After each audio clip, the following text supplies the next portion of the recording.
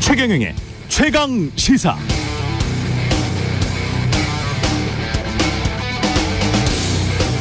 네, 어제로 민주당 이재명 대표 취임 100일을 맞았는데요. 그동안에 공식 기자 간담회, 기자들과의 질의응답이 있었던 공식 기자 간담회가 한 번도 없었습니다. 기자 간담회 하면 김용, 정진상 등 측근들 관련 질문이 나올 수밖에 없고, 이는 이른바 이재명 사법 리스크라는 정치적 이슈로 연결되니까 그런 것 같은데요. 지난 금요일 도이치모터스 주가 조작 사건 공판과 관련해서도 흥미로운 사실이 또 하나 나왔네요. 주가 조작 세력으로 의심되는 사람들 사이에 문자 대화 내용에 12시에 3,300원에 8만 개 때려달라고 해주셈 이라고 하니 네 준비시킬게요 라는 답변이 있었고, 이후에 김건희 여사 명의의 대신증권 계좌를 통해서 정확히 도이치모터스 주식 8만 주 3,300원의 매도 주문이 나왔다는 거죠. 물론 이것도 우연의 일치일 수도 있습니다. 두 사건의 결말이 정말 궁금합니다. 한쪽은 연말 또는 연초에 기소될 것이라는 언론 보도, 관측이 많고요. 또 한쪽은 분명히 기소가 안 될 것이다 라는 믿음이 사회 저변에 강한 것 같습니다. 기소가 되는 쪽은 누구, 안 되는 쪽은 누구?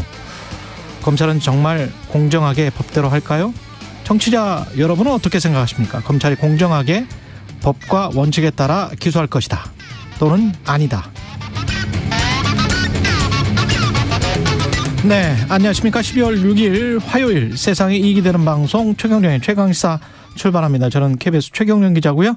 최경영의 최강시사 유튜브에 검색하시면 실시간 방송 보실 수 있습니다. 문자 참여는 짧은 문자 50원, 긴 문자 100원이 드는 샵 9730 또는 유튜브 무료 콩 어플 많은 이용 부탁드리고요. 오늘 최강시사 여당 의원 절반 이상이 참여하는 공부 모임 국민공감이 출범한다고 하는데, 국민의힘 김정재 의원 연결하고요. 서훈 전 국가안보실장 구속과 관련해서 문재인 정부 청와대 비서실장을 지낸 임종석 전 실장 나옵니다.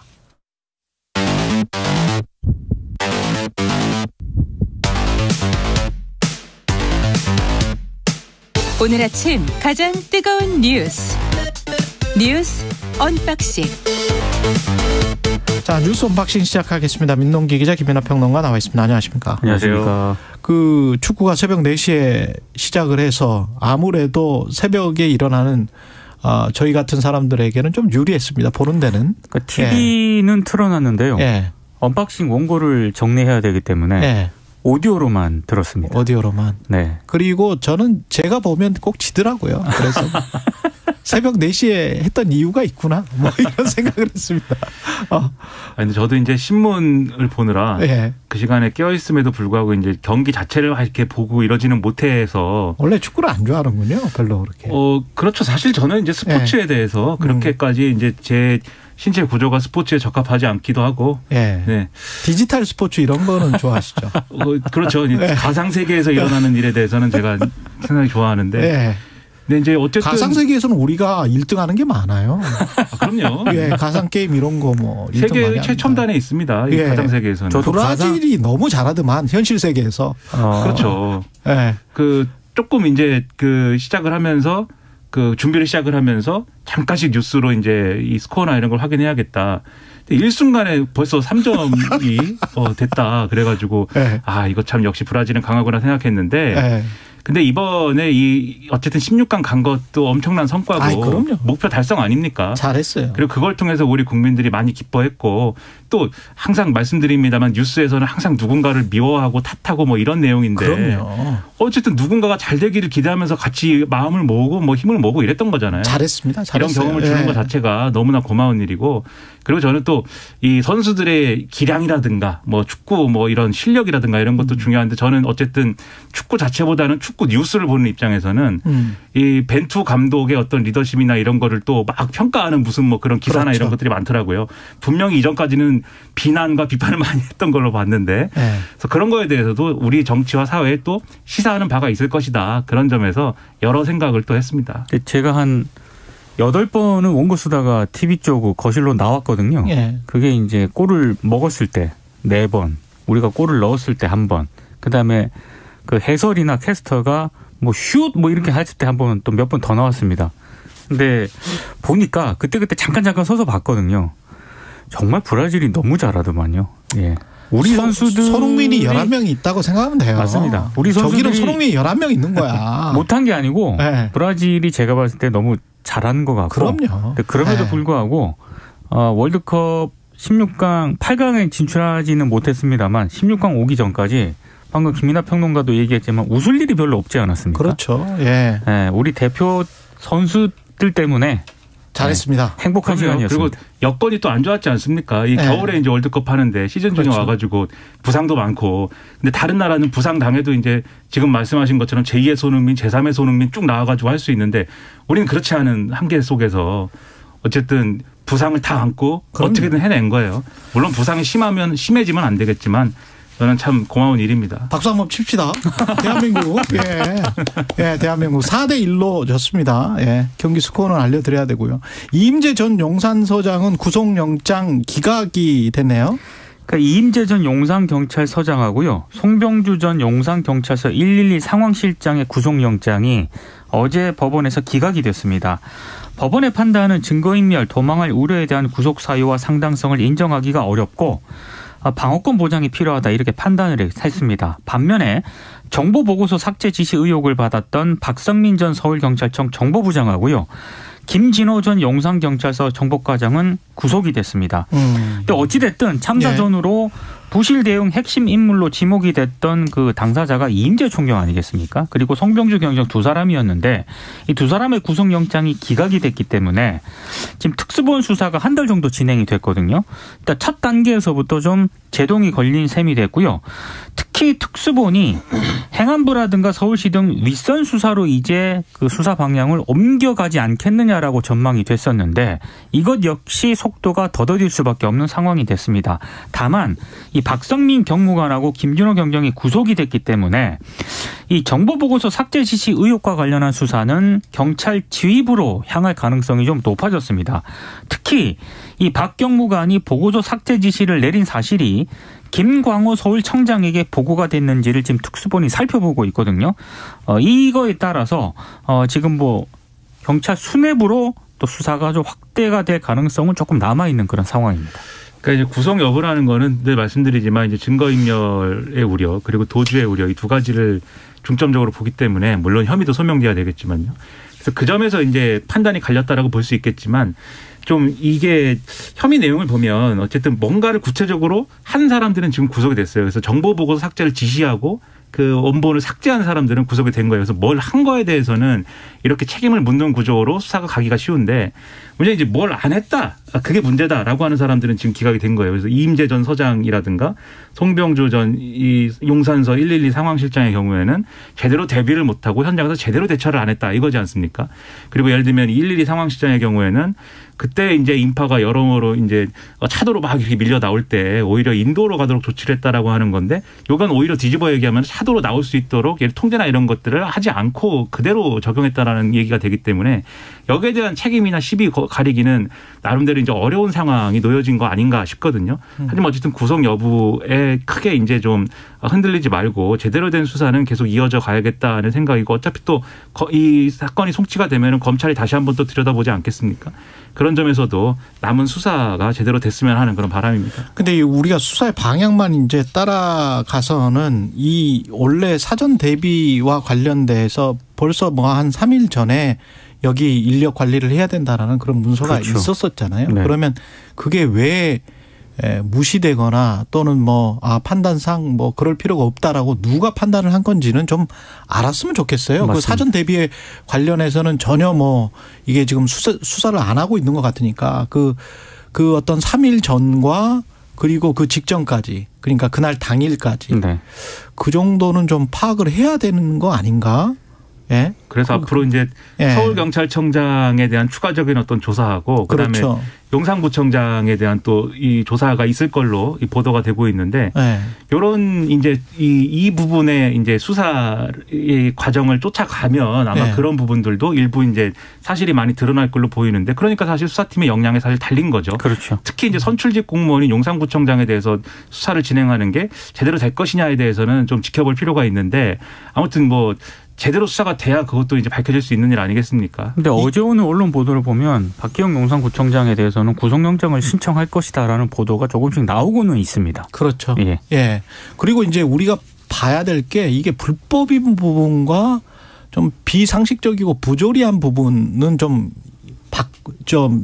분류를 해서 봐야 될 것 그렇죠. 같아요. 별개로. 그래서 그렇습니다. 부조리한 부분들은 분명히 국정조사랄지 어떤 뭐 다른 식의 아니면은 뭐 탐사보도를 통해서라도 뭔가 왜 그렇게 판단을 했는지 3일 전에 분명히 그런 그 문서까지 그렇게 있었으면 이해가 잘 안 되는 측면들이 좀 있어요. 그렇습니다. 차량 통행도 그렇고, 예.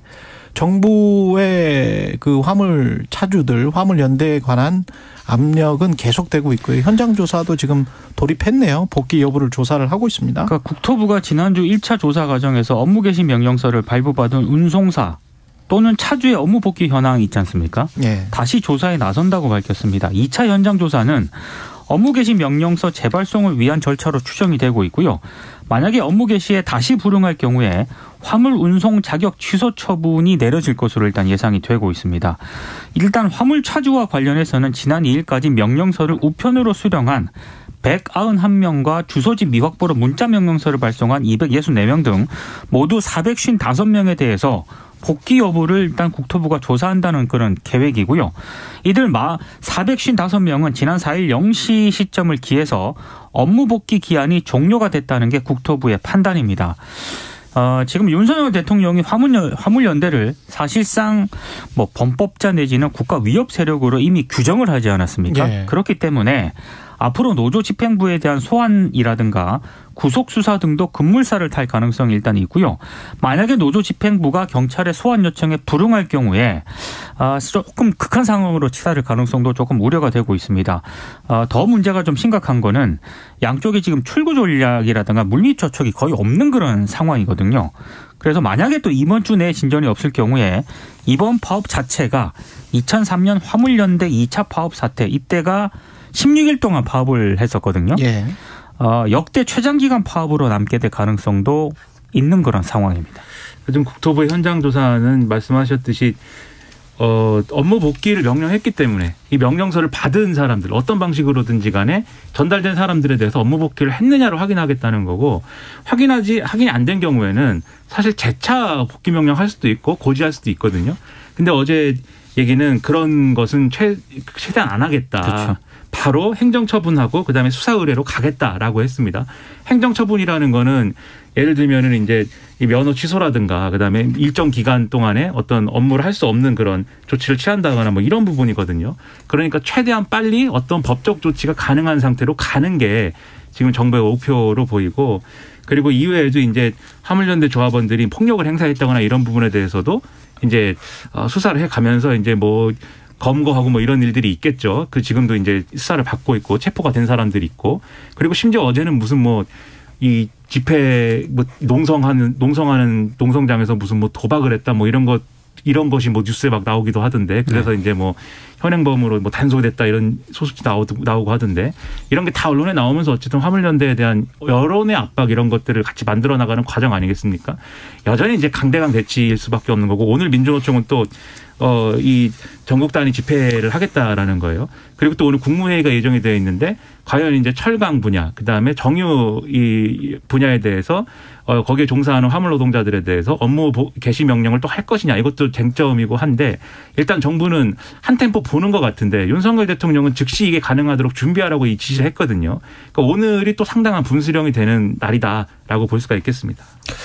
그 국가 경제 차원에서만 한 가지만 짚어드리면 손자병법에도 그렇게 이야기를 하잖아요. 가장 좋은 게 전쟁 안 하는 게 제일 좋은 거잖아요. 그렇죠. 예, 서로 간에 그 다치지 않는 게 가장 좋은 것 같고 만약에 이런 식으로 쭉 가다가 양쪽이 강대강으로 부딪혀서 뭔가 저는 계속 대화를 해야 된다라고 말씀을 계속 드리는 게 국가 경제를 위해서도 자, 생각을 해봅시다. 뭐 수백 명이 가령 자격 취소를 당해요.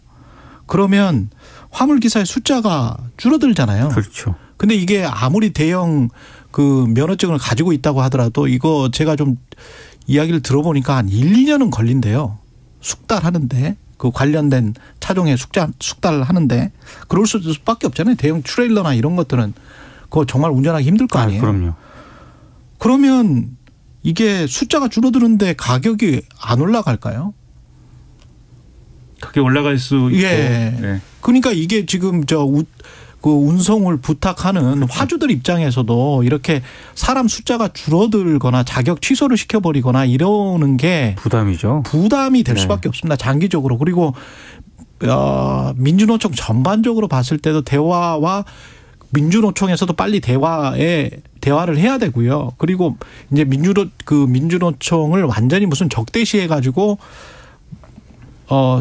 탄압을 해서 그냥 짓밟아 버리면 끝나는 어떤 세력으로 이렇게 규정을 하는 듯한 뉘앙스를 계속 보내지는 말았으면 좋을 것 같습니다. 그 안에서는 확실히 대화를 하는 게 서로 간에 장기적으로 우리 국가 경제를 위해서도 좋을 것 같은데 사전에 만약에 이게 해결이 됐다면 그러면 지금 우리가 계산하는 어떤 뭐 1조가 넘네, 2조가 넘네, 뭐 이런 이야기가 전혀 안 들죠. 경제적인 비용이 전혀 좀 계산이 안 되죠. 우려가 되는 건 이 사태를 해결하기 위해서 정부가 이제 좀 접근을 해야 되는 게 우선돼야 되는 그런 상황이라고 보는데 예. 지금까지 이런 뭐 여러 가지 그 조치들을 보면은 국면 전환 혹은 지지율 상승 뭐 이런 거를 위해서 그건 정치적인 거고. 그러니까 정치적인 어떤 판단, 예. 정치 공학적인 판단을 우선하는 게 아닌가. 그러니까 노동계에서는 이런 의심도 하고 있거든요. 그러니까 이제 민주노총 때려잡자 이런 것 뭐 다 좋은데 저는 이제 그것의 어떤 부당함이랄지 뭐 여러 번 이제 말씀드렸지만 어쨌든 대통령의 생각을 확고한 것 같아서 이게 뭐 변할 여지는 없지 않나 싶은데 그렇다고 하면 화물 노동자들은 이대로 사는 게 맞는 건지를 한번 생각을 해볼 그렇죠. 필요가 있어요. 그러니까 안전운임제를 이런 방식으로 하는 것을 받아들일 수 없다는 취지라면 물론 3년 연장을 하기로 이제 정부는 뭐 그렇게 가닥을 잡았다라고 얘기를 그렇죠. 했지만 네.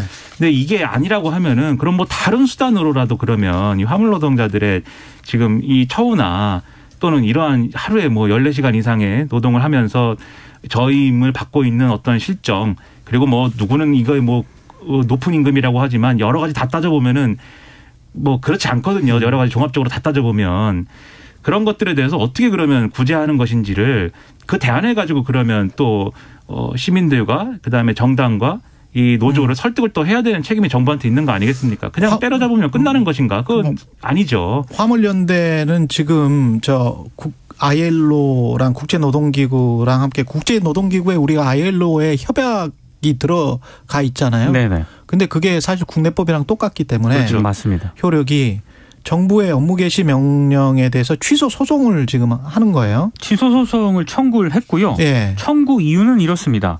그러니까 범죄와 형벌을 규정하는 법률 자체가 내용이 명확해야 하지 않습니까? 근데 지금 업무 개시 명령 사유로 정부가 주장하는 게 뭐 정당한 사유, 국가 경제에 매우 심각한 위기를 초래하거나 초래할 우려 이렇게 명확성 원칙에 부합하지 않는다는 겁니다.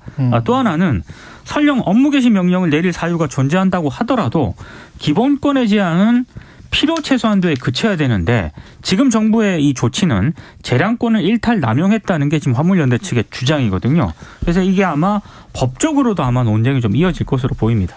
근데 뭐 아마 결론 나기까지는 상당한 시간이 걸리겠죠. 그러니까 그 전에 뭔가 접점을 찾아서 이 상황을 해결할 수 있기를 바랍니다. 그렇죠. 그럼 그때까지 파업을 할 수도 없고 너무 길게 가면 국가 경제 그다음에 노동자들 다 후유증이 많이 남기 때문에 빨리 맞습니다. 좀 타결이 됐으면 좋겠습니다. 예. 뉴스 언박싱 민동기 기자 김민하 평론가였습니다. 고맙습니다. 고맙습니다. KBS 1라디오 최근의 최강시사 듣고 계신 지금 시각 7시 39분입니다. 날씨입니다. 현재 서해상에 구름대가 동진하고 있어서 수도권과 충청에 눈 오는 곳이 있고요. 일부 지역 눈이 쌓이기도 하고 있습니다. 당진과 서산의 적설량 1.7cm, 인천 0.5cm 정도 됩니다. 서울과 경기 북부는 아침까지, 인천과 경기 남부, 충청은 낮까지 눈이 오는 곳이 있겠습니다. 충청권 남부는 1cm 안팎의 눈이 예상됩니다. 오늘 이렇게 가끔 구름 많이 낀 가운데 곳곳에서 눈이 내리겠고요. 내일도 역시 가끔 구름이 많이 끼겠습니다. 오늘 아침 추위 어제만큼 강하진 않습니다. 서울 영하 2.7도인데 낮 기온 서울 4도, 강릉, 전주, 대구 8도 등 3도에서 11도 분포를 보이겠습니다. 오늘 해안과 강원 산지에는 바람이 강하겠고요. 강원 산지는 내일까지 강풍이 이어집니다. 순간 풍속 초속 25m까지 나올 걸로 보이는데요. 건조특보 해당 지역과 겹칩니다. 서울과 동해안, 강원 산지 일부 내륙에 건조특보 발효 중이니까요. 화재 예방에 신경 쓰셔야겠습니다. 지금 서울의 기온은 영하 2.7도, 습도는 50%입니다. 날씨 정보였고요. 다음은 이 시각 교통 상황 알아보겠습니다. KBS 교통정보센터의 임초희 씨입니다. 네, 이 시각 교통정보입니다. 현재 내리고 있는 눈으로 출근길이 많이 미끄럽습니다. 충청 지역에는 눈이 꽤 많이 쌓여 있어서 눈길 사고도 있는데요. 경부고속도로 서울 쪽으로 옥산에서 사고가 있었습니다. 조금 전 처리가 됐고요. 옥산 휴게소부터 3km 구간 사고 여파받습니다. 더 가서는 목천 1차로에서 사고가 났습니다. 주의하시고요. 이후에는 수원에서 짧게 그리고 달래내 부근에서 반포까지 정체입니다. 영동고속도로 인천 방향은 문막 휴게소 부근 2차로 갓길에 있는 사고 주의해서 지나시고요. 좀 더 지나서는 쭉 수월하다가 안산에서 서안산 사이가 정체고 군자요금소 5차로에서도 사고 처리하고 있습니다. 경인고속도로 인천 방향으로는 신월 1차로에 승용차 사고 있고요. 신월 나들목 1km 구간 사고 여파받습니다. 더 가서는 부평부터 서인천 부근 답답합니다. KBS 교통정보센터에서 임초희였습니다. 오늘 하루 이슈의 중심. 당신의 아침을 책임지는 직격 인터뷰. 여러분은 지금 KBS 1라디오 최경영의 최강시사와 함께하고 계십니다. 네, 국민의힘이 사실상 전당대회 준비 모드에 돌입했습니다. 당권 주자들 간 셈법이 복잡한데요. 국민의힘 의원 절반 이상이 참여한 공부 모임 국민공감 내일 출범합니다. 그리고 간사단이 많은 것 같은데 한 분이죠. 김정재 의원이 연결돼 있습니다. 안녕하세요. 네, 안녕하세요. 김정재입니다. 네, 의원님 지금 국민공감의 간사단은 몇 분입니까? 지금 현재로는 한 4사람으로 구성돼 있어요. 아, 그분. 네, 이철규 예. 총괄사님하고요. 예. 그리고 저하고, 그다음에 박수영 의원님, 예. 기획을 맡고 있고, 유상범 의원님, 그렇게 4사람 정도가 맡아서 있습니다. 그리고 그 네 분 네. 모두 이른바 언론에서 이야기하는 윤석열 대통령과 이렇게 가까운 분들입니까? 어떻게 되는 거예요? 지금 당내 다 아시겠지만, 예. 소위 친윤이란 단어를 막 언론에서 굉장히 쓰고 싶어 하시는데요. 예. 사실 당내에는 거의 다 친윤이죠. 왜냐하면은 지난 대선이 그 당시에 보통 저희가 친박 친이 이렇게 나뉠 때는 예. 서로가 대선 경쟁에 극한 경쟁을 한 다음에 이게 개파가 나눠지는 경향이 있는데 지난 대선은 다 아시다시피 윤석열 대통령이 압도적이셨어요. 그리고 예. 같이 경쟁하셨던 홍준표 지금 시장이라든지 원희룡 장관이라든지 또 안철수 대표 이분들과 함께하는 특별한 개파를 형성할 의원들이 없습니다. 그래서 대부분 다 윤석열 후보를 많이 지지를 했었고 또 대통령을 만들었고 그래서 당내에서는 반윤 또 비윤 그런 그룹이 없어서요.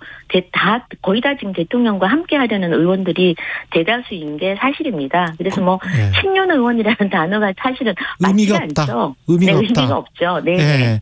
근데 65명이 참여를 했다고 하는데 네. 지금 저 의원님 말씀대로 하면은 50명은 그러면 참여를 안 하신 의원들은 친윤은 아니지만 그러나 어떻게 되는 거죠? 이렇게 참여를 안 하시는 분들은 그러면 어떻게 되는 거예요? 그런 건 아니고요. 네, 예. 저희가 보통 이제 의원들 스터디 모임이거든요. 예, 예. 그러니까 스터디 모임을 하게 되면 전체 의원방에 회원 신청서를 다 이렇게 나눠드립니다. 아, 그렇게 그러면은, 되는군요. 네네. 예. 저도 지금 회원 김기현 의원 모임에도 가입해 있고, 예. 정진석 의원 모임에도 가입해 있고, 또 저도 여러 모임에 가입해 있거든요. 근데 아침에 주로 7시 반인데 좀 관심이 있고, 그런 분들은 가입을 좀 하시고, 또 나홀로 공부하시는 분도 계시고, 그래서, 여기는 안에 나중에 몇몇 구성을 보면 아시겠지만, 어떤 특정 어떤 계파 이런 게 전혀 없습니다. 뭐 여러분들 다 섞여 있으시고요. 그래서 그때 신청서 돌려서 한 일주일 정도 받았었는데 지난 6월에 받은 그 회원 명단이 65명인 겁니다. 아, 그래서 그렇군요. 네네. 더 늘어날 수도 있네요, 그러면. 더 늘어날 수도 있죠. 왜냐하면 그 이후로 받지 않았고 예. 이제 내일 모임하면서 또 새롭게 가입하시는 분들 계시면 하는데요. 사실 회원이라고 해도 그냥 시간이 없으시면 또 못 나올 수도 있고 또 더 가입하시고 싶으면 신규 가입도 하시고 그래요. 그러니까 회비를 내야만 이제 정회원이 되는데 내일 이제 가서 회비 좀 측정해드리고 회비 내시면 이제 그때야말로 진짜 진성 회원이 되시는 거죠. 회비는 그렇게 높지는 않아요. 아, 그래요? 아직 안 정했고요. 예. 보통 저희가 초청 강사나 이제 마침 식사 모이고 이러기 위해서 이제 회비를 거두는데 예. 이제 인원이 많으면 회비가 좀 내려가겠죠. 그래서 내일 아침에 책정할 생각입니다. 모여서요. 이게 좀 특이한 게 권성동 장제원 의원은 참여를 안 했다라고 하는데 오늘 중앙일보 단독 보도를 보니까 내일 첫 모임에는 또 장제원 의원이 참석을 한다고 나와 있어요. 네네. 제가 오늘도 공지를 하겠지만 지금 제가 65명 여쭤보니까 해외 가신 뭐 한 두세 분 빼고는 전원 참석하시겠다는 의사를 밝혔고요. 예. 오늘 저희가 또 우리 국회의원 공통 전체 방이 있습니다. 거기 공지해서 그 김영석 교수님이 오시니까 또 말씀 듣고 싶은 분들 누구나 다 회원 아니셔도 참석 가능하다고 그렇게 공지를 할 예정이거든요. 예. 그러면 아마 뭐 장제원 의원님도 오실 수 있고 또 뭐 권성동 의원님이나 누구든지 참석하고 싶으면 누구든지 오실 수 있습니다. 이렇게 같이 저희만 그런 게 아니고 그렇죠. 통상 스터디 모임이 다 그렇습니다. 그렇겠죠. 예. 이렇게 근데 같이 공부하고 뭐 이러다 보면 전당대회 나중에 할 때에도 누구가 당대표로 좋겠다라고 이렇게 사적으로 이야기하는 또는 이제 공부 모임에서 이야기하는 그런 경우도 있을 것 같고 그렇게 되다 보면 당대표가 여기에서 추인이 되는 그런 구도로 갈 수도 있겠습니다. 글쎄 저는 조금 그렇게 생각하지 않은데요. 이게 65명이면 사실 거의 의총 분위기거든요. 의총 수준이에요. 웬만한 안 바쁘신 의원님들 거의 다 오신다는 건데 여기서 어떻게 누구를 함께 하자라는 이야기를 또 공공연하게 할 수 있을 것이며 그렇다고 해서 어떻게 그 많은 사람들이 같은 생각을 할 수 있겠습니까? 그렇죠. 그건 저는 가능하지 않다고 보고요. 그러니까 전당대회는 결국은 이제 시간이 지남에 따라서 당원들의 마음을 어떻게 얻느냐. 그게 중요할 것 같고 의원들도 거의 대부분이 당원들 마음과 또 이렇게 다른 방향으로 가기가 힘듭니다. 자기 지역구 의견도 충실히 따라야 되고요. 그래서 뭐 그때 가서 또 어떤 사정이 생기면 변화가 있을지 모르겠지만 이 정도 그 회원이면은 일사불란하게 뭘 지시하고 이런 국회의원들이 누군 남의 말을 그렇게 듣고 그런 사람들이 아니거든요. 그렇죠. 각자 판단하시고 이러니까 그건 좀 너무 과한 해석이다 그렇게 생각됩니다. 근데 그 주호영 원내대표는 수도권의 대처가 되는 대표 차기 당대표와 관련해서 MZ세대에게 인기 있는 대표. 근데 마침 또 정진석 비대위원장도 거의 비슷한 말씀을 하셨어요. MZ 미래세대의 새로운 물결에 공감하는 차기 지도부가 탄생하길 바란다. 이건 아까 이제 당원들의 마음을 언급을 하셨는데 당원에 지금 윤석열 대통령도 계시죠? 네네 당연하고요. 그러니까 저한테 아마 물어도 그런 대답을 할 것 같아요. 이거는 뭐 어제 보니까 언론에 이게 윤심이냐 이런 얘기가 나오던데 저는 전혀 그렇지 않다고 보고 주호영 대표 평상시 생각을 얘기했다고 보고요. 정진석 위원장도 마찬가지고 당연히 저희가 당대표를 뽑을 때는 앞으로 그 미래세대인 MZ세대 이 상식과 정의와 공정을 아주 공공연하게 추구하는 무엇보다 중요시 여기는 그런 세대라고 보거든요. 그래서 저는 뭐 요즘 파업을 종식시킨 것도 이번에 MZ세대 역할이 굉장히 큰데요. 당연히 MZ세대가 지지할 수 있는 좀 신선하고 생각이겠죠. 생각도 신선하고 미래를 향해 나갈 수 있는 과거에 얽매이지 않은 그런 당 지도부 저는 그런 지도부가 당연히 필요하다고 봅니다. 아니 근데 이렇잖아요. 국민의힘 같은 경우는 아무래도 영남권에 국회의원들이 많고 그런 상황에서 이제 수도권의 현역 의원들은 그렇게 많지는 않는데 수도권에서 대처가 되는 대표의 MZ세대에 인기 있는 대표면 그 지금 현역 의원이 아닌 다른 혹시 뭐 내각에 있는 사람들 중에서 인기 있는 사람 뭐 한동훈 이야기를 많이 하잖아요. 네, 한동훈 네. 장관. 네. 이게 좀 안에 복선이 깔려 있는 거 아닐까요? 이 말 안에? 저는 전혀 그렇다고 안 보는 것이 예. 지금 저희 이 얘기가 특별한 얘기가 아니고요. 예. 저희 의원들이 모이기만 하면 하는 335 모이면 하는 얘기입니다. 예. 뭐냐면 대한민국의 반을 차지하고 있는 수도권에서 우리가 다음 총선을 승리하기 위해서 이 수도권의 민심을 잘 파악해서 이걸 발현할 수 있는 사람.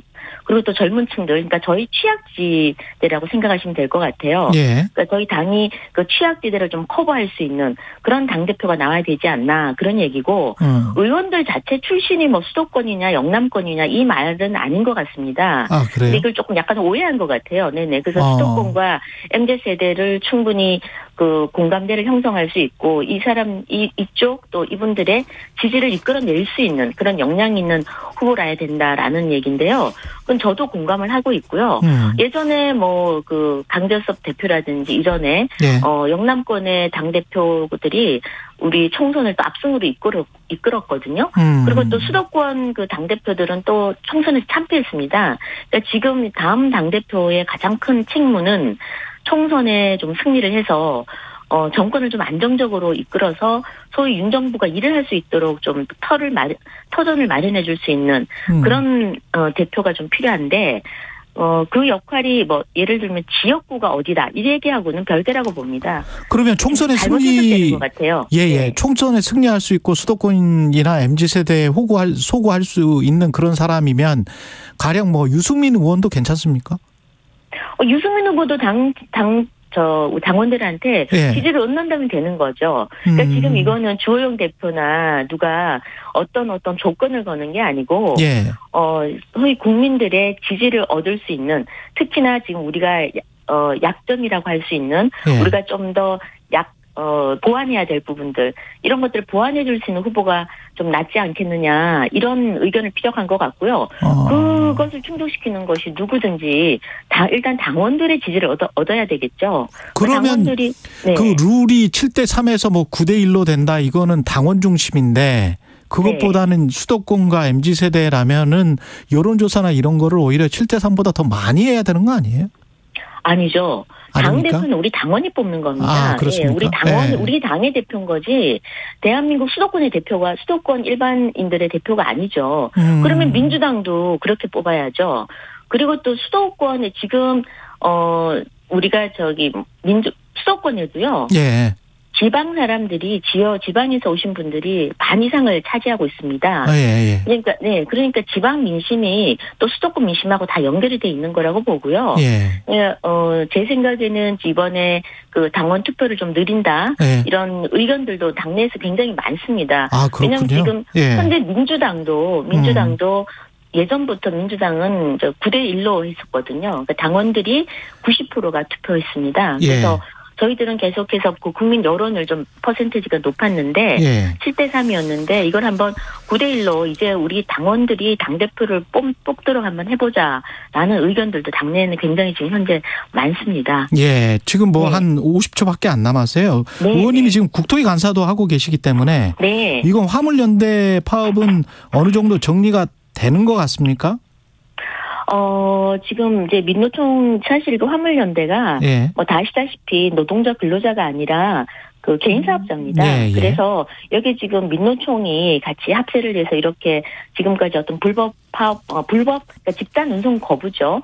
집단 운송 거부를 하면서 불법적 행태도 많이 드러나고 있는데 더 이상은 이제 국민 경제 또 국민들 볼모로 잡을 수는 없다는 게 국민 여론인 것 같아요. 그래서 속히 이제 정리가 좀 돼야 되는데 서로 한 발씩 좀 양보를 해서 지금 정부는 안전운임제를 3년만 더 연장하자는 다 됐습니다. 예. 국민의힘 김정재 의원이었습니다. 고맙습니다. 네, 감사합니다.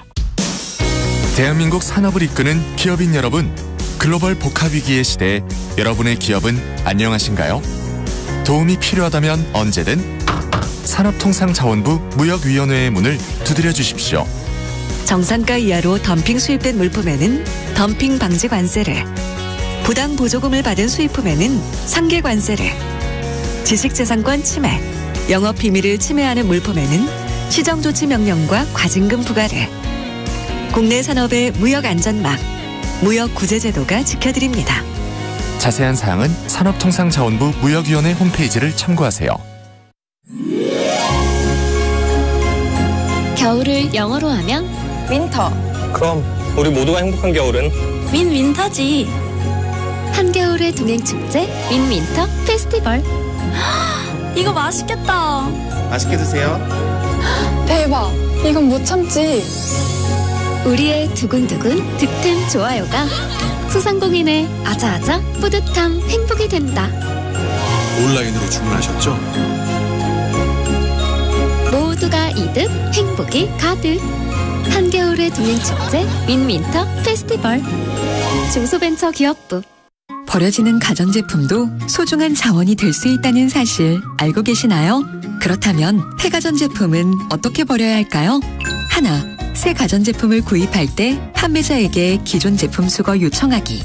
둘, 대형 폐가전은 콜센터 1599-0903으로 전화해 무상 방문 수거 신청하기.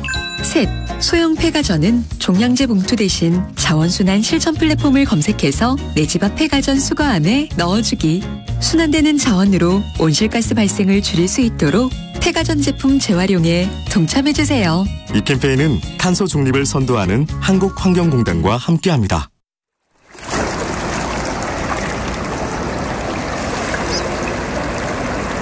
(80대) 후반까지도 해녀 물질 작업을 하셨던 분인데 그분이 하신 말씀이 힘들지. 다 경해도 사람심은 사라진다. 사람심은 사라진다. 살다 보면 다 살게 돼 있다. 2022 KBS 연중기회 기억을 기록하다. 제주도 중문 색달리의 어촌계 해녀 대장 할머니였는데 고인호 할망이라고 사람심은 사라진다. 살다 보면 다 살게 돼 있다. 사라지는 게 아니라 살게 되어 있다는 얘기예요.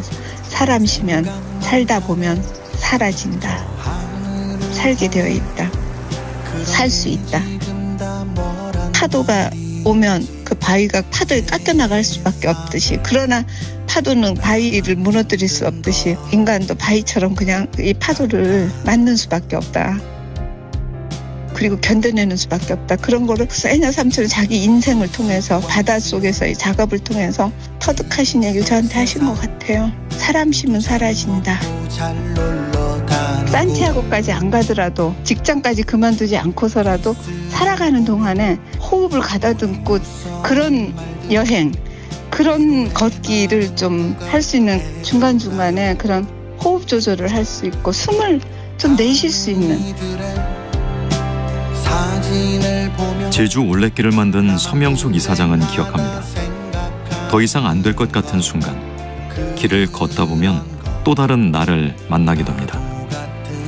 당신과 대한민국의 기억, KBS가 기록합니다.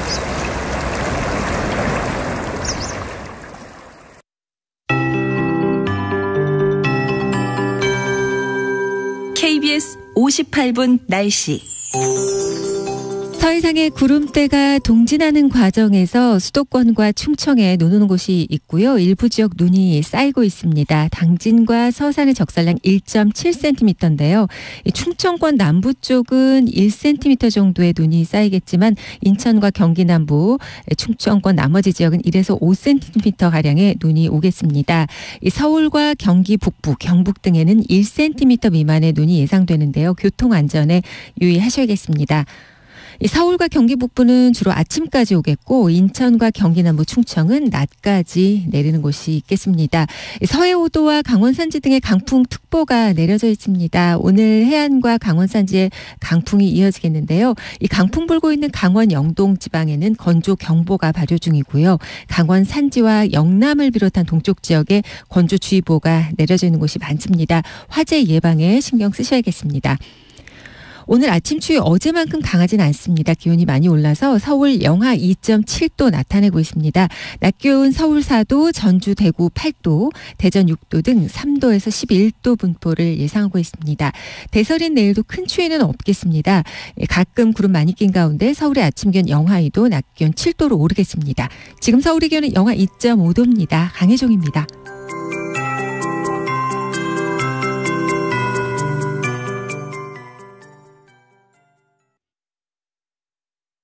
정성을 다하는 국민의 방송 KBS가 8시를 알려드립니다.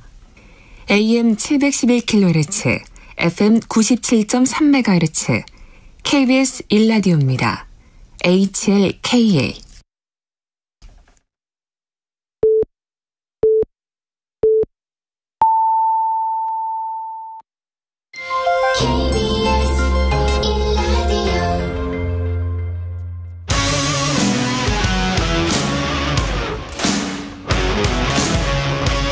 오늘 하루 이슈의 중심 최경영의 최강시사.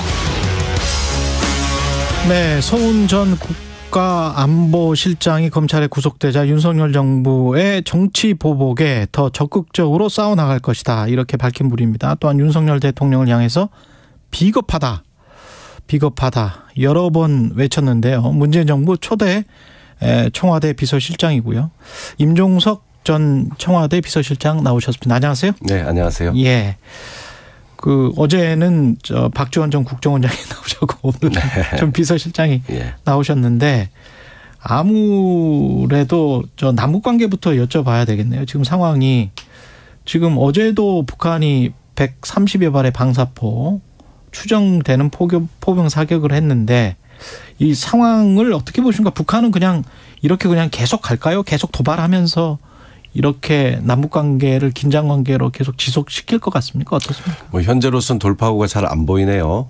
결국은 북미 간 또 남북 간 저는 조건 없는 대화를 시작해서 일단 상태가 악화되는 걸 막아두고 그리고 돌파구를 찾아야 하지 않을까 생각합니다마는 또 현 정부가 적극적으로 대화를 추진할지는 현재로서는 저도 그렇게 바랄 뿐. 정부가 대화를 적극적으로 추진을 하면 북한이 지금 거기에 응할 수 있는 상황입니까? 북한한테 먼저 비핵화 입장을 천명해라. 그러면 대화하고 지원하겠다. 이게 지금 정부의 기본 입장 아니겠습니까? 그렇죠. 그런데 현재로서는 그렇게 해서 돌파구를 찾기는 어려워 보입니다. 일단 대화를 시작하는 게 중요하지 않을까. 그렇게 생각합니다. 그러니까 순서가 바뀌었다. 대화를 먼저 시작하고 그다음에 아젠다를 논의하는 게 나을 수도 있다. 지금 조금만 더 지체가 되면 북한의 핵무장 문제에 대해서 어떤 영향력을 미칠 수 있을지 굉장히 우려되는 상황이지 않습니까? 저는 한미 간의 긴밀한 공조로 빨리 북한과 대화를 시작하는 게 중요하다는 생각을 갖고 있습니다. 서훈 전 실장 구속 관련해서 집중적으로 여쭤봐야 될 것 같은데, 사법제도에 구멍이 숭숭 나 있다. 이게 구속된 이후에 말씀하신 거죠? 네. 무슨 뜻일까요? 사법제도는 존중돼야죠. 저희가 민주주의 운영을 위해서 합의한 제도니까요. 그리고 그렇기 때문에 법관 판단에 따른 유불리로 저는 법관을 비난할 수는 없다고 봅니다. 그러나 이게 이제 최종적인 판단은 아니기 때문에 이제 구속적 부심을 신청하고 또 판단을 구해 나갈 텐데요.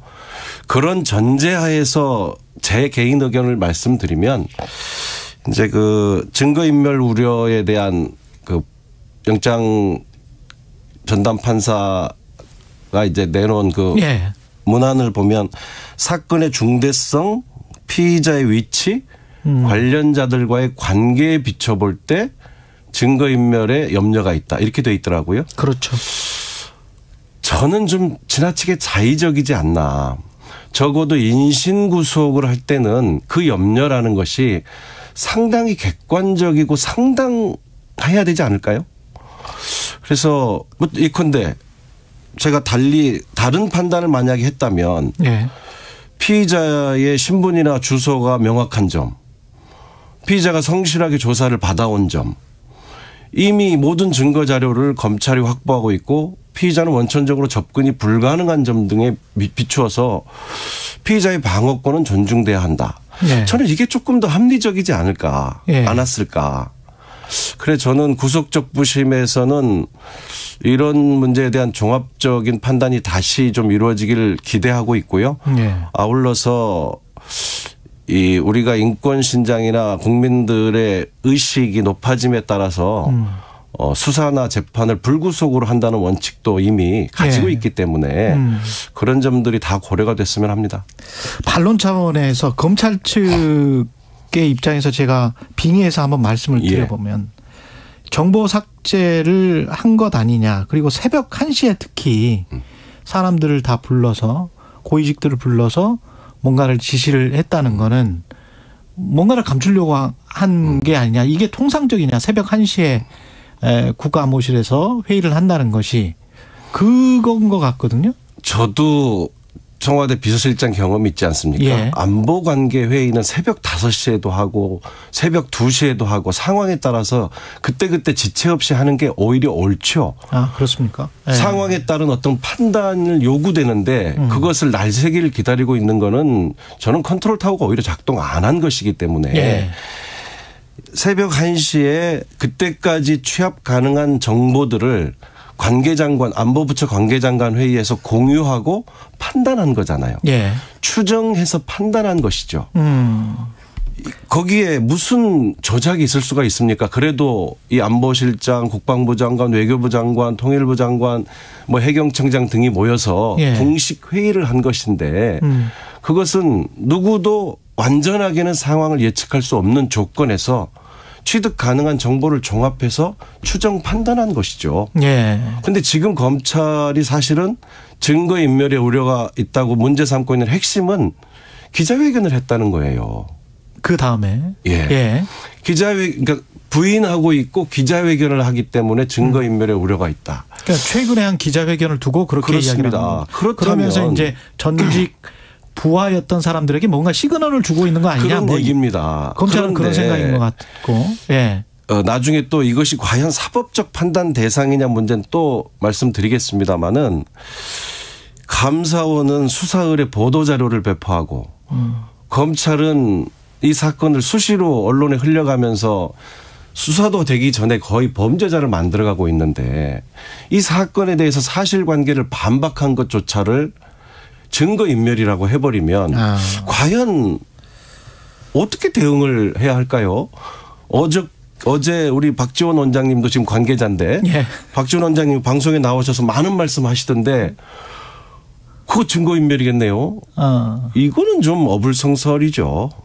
그러면 구체적 행위가 지금 다퉈지는 지점은 정보 삭제냐 아니면은 열람권 제한이냐 이 부분이잖아요. 이거는 정보 삭제가 가능합니까? 지금 국방부 장관이 국회에서 답변을 했잖아요. 데이터의 원본은 그대로 남아 있고 열람도 가능하다. 예. 예.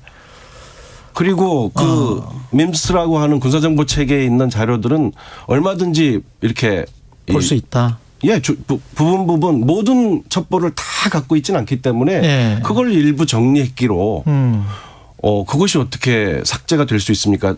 자료 원본이 남아 있고 열람이 가능한데. 예.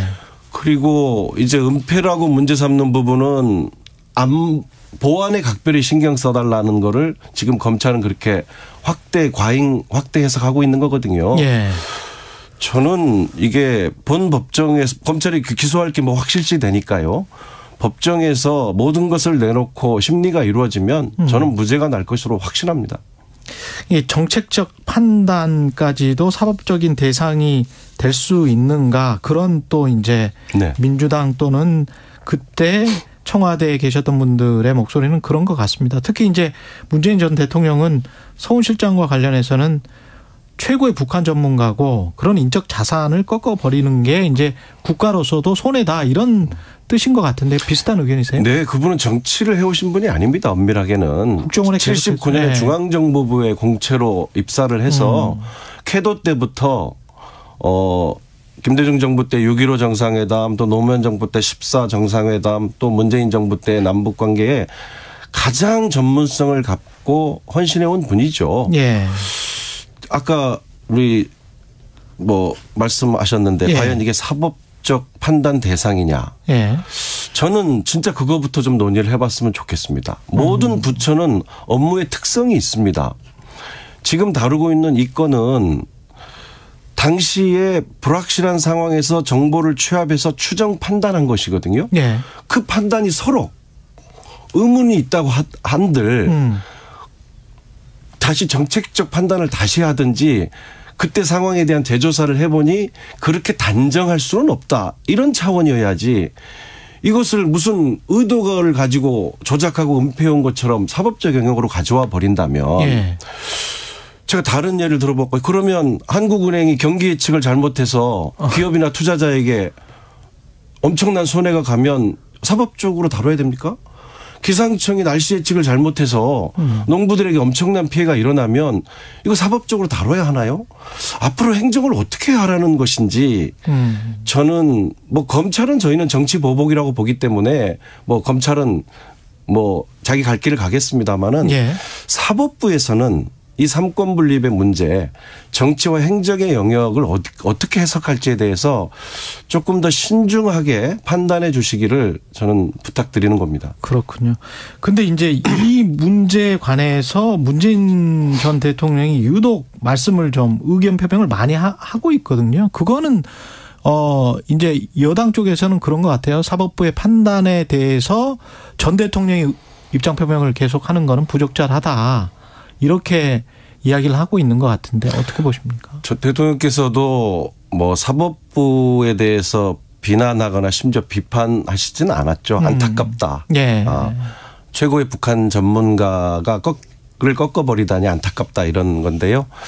대통령께서 제일 안타까워하는 대목은 앞서 제가 말씀드린 것처럼 안보 현안이나 정책적 문제에 대한 판단을 사법적 영역으로 끌어들이고 구속영장을 청구하고 이거는 너무 도를 넘는 거 아니냐. 예.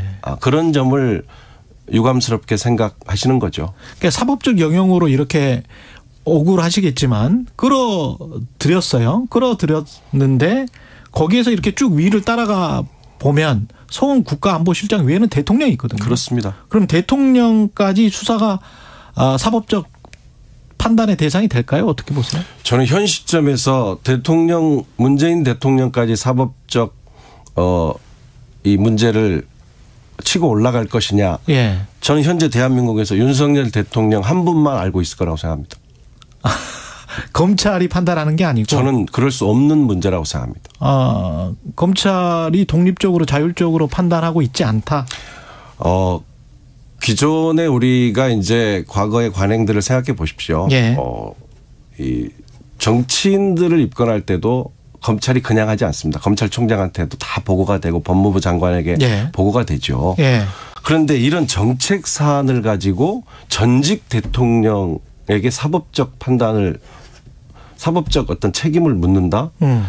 예, 저는 뭐 검찰이나 행정부 차원에서 할 수 있는 일이 아니라고 생각합니다. 아까 뒤에 제가 좀 말씀드리겠습니다. 예, 임 실장님은 이게 이제 정치 보복이라고 규정을 하셨고, 그렇습니다. 그러면 대통령도 문재인 전 대통령도 같은 생각이십니까? 대통령님은 그 거친 표현을 쓰는 거 참 절제하시는데요. 예. 현재 대통령께서 하신 거는 두 가지입니다. 하나는 아까 말씀드린 정책 현안에 대한 판단을 사법적으로 문제 삼고 있는 것. 예. 그리고 함부로 막 구속영장을 남발하고 있는 것. 그리고 대통령께서 저는 입장을 내신 것은 당신 책임을 피하지 않은 측면이 있다고 생각합니다. 그러니까 내가 다 보고받고 승인했던 일이다. 그렇게 말씀하신 거잖아요. 결국은 아랫사람한테 책임을 미룰 수는 없다. 이런 저는 당신의 어떤 성품이 드러난 입장 표명이라고 생각합니다. 그 대통령실 관계자, 그러니까 청와대 당시 관계자들 중에서 또 노영민 전 대통령 비서실장도 지금 출국 금지 조치됐거든요. 이건 별개의 건이 별개의 건이고. 네. 그러고 보면 그런 사건들과 관련해서는 문재인 전 대통령의 어떤 의견 표명이나 뭐 이런 것들은 없었죠. 저는 입장을 내실 리가 없다고 생각합니다. 이것도 개인적인 문제거나 혹은 또는 뭐 비리에 대한 의혹이거나 이렇다면 대통령이 절대 입장 안 내셨을 거예요. 예. 제가 반복해 말씀드리지만 예. 안보 현안이나 정책 현안에 대한 판단을 문제 삼고 있기 때문에 예. 더군다나 100번 양보하더라도 이것이 정말 구속 수사할 일인지 이런 데 대해서 안타까움을 표시하시는 거죠. 그런데 윤석열 대통령이 판단을 해서 이 모든 과정이 진행이 됐다면, 그리고 정치 보복이라면 윤석열 대통령은 왜 그런다고 보세요? 글쎄요. 7개월이 취임한 지 지금 7개월이 정말로 정치 보복을 해서 뭘 얻을 수 있을까요? 저는 궁극적으로는 얻을 게 없을 거라고 생각합니다. 다만 여러 가지 정치적인 현안들이 꼬여 있는 상황에서 제일 잘하는 일을 하고 있다 그렇게 생각합니다. 제일 잘하는 일을 하고 있다.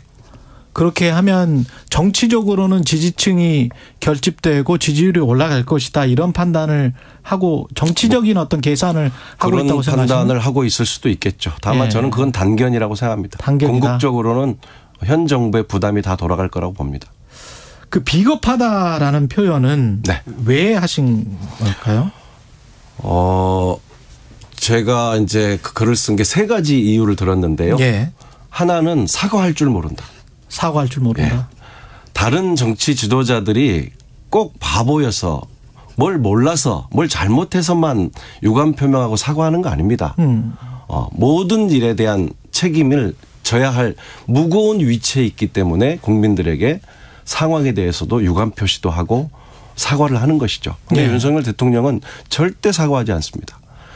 그 비속어 논란에도 사과하지 않고 특정 언론을 전용기에 배제시키는 누가 봐도 옹졸한 조치인데도 사과하지 않고 심지어는 이태원 참사 때도 사과하지 않습니다. 그것이 제가 비겁하다고 생각했던 거고요. 또 하나는 책임을 미루는 겁니다. 아랫사람들에게. 저는 지금 이태원 참사에 대한 조사 수사 과정은 모든 공무원들을 저는 절망케 하고 있을 거라고 생각합니다. 전부 책임을 아랫사람들한테 미루고 있거든요. 정치적 책임을 마땅히 행안부 장관이나 서울시장한테 묻고 그리고 사법적인 실무적인 과정에서 어떤 부당한 일들이 있었는지 그거는 또 사법적으로 해나가야죠. 일체 정치적 책임은 아무도 지지 않고 맨 아래 현장에서 가장 고생한 하급 관료들에게 를 구속시키고 입건한다는 게 어떤 국민이 받아들일 수 있을까요? 근데 그걸 또 정치적으로 해석을 해보면 이상민 행안부 장관이나 이런 분으로부터 이제 사퇴를 받고 뭐 이런 게 본인의 대통령의 지지율에도 도움이 될 것 같은데 절대 그런 이야기 안 하고 이렇게 툭툭 치고 뭐 격려를 하고 뭐 이런단 말이죠. 그러면 과거에 보였던 대통령들 역대 보수건 진보건 간에 좀 다른데 이유가 뭐라고 생각하십니까? 글쎄요. 참 그게 답답한 거죠. 뭐 아픈 얘기지만 성수대교 붕괴 때 결국 총리까지 사퇴했었지 않습니까? 그것이 저는 이 국가의 최종 책임자로서 국민을 대하는 태도라고 생각합니다. 사법적 책임만 있는 것이 아니라 정치적 책임이 더 무거운 것이거든요. 이상민 장관 왜 해임하지 않을까요? 저는 아끼는 동생이라 그렇다고 생각합니다. 아끼는 동생이라 그렇다? 너무나 아끼는 동생이라. 그런 것이 저는 그분한테 우리가 뭐 한간에 있었던 형님 리더십인지 제가 되묻고 싶은 겁니다. 사적 관계에 너무 치중한다? 그렇지 않습니까?